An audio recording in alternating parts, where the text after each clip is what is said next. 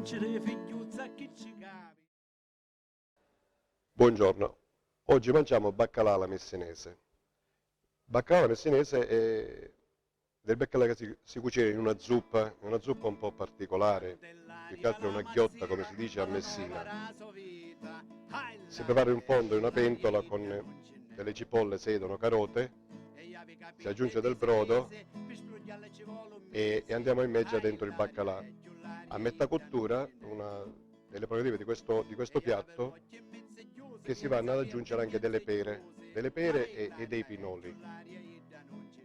Quando il tutto è pronto, in una zuppiera si va a passare il baccalà con tutte le verdure e le pere bene in vista con una manciata di pinoli sopra. Piatto è pronto.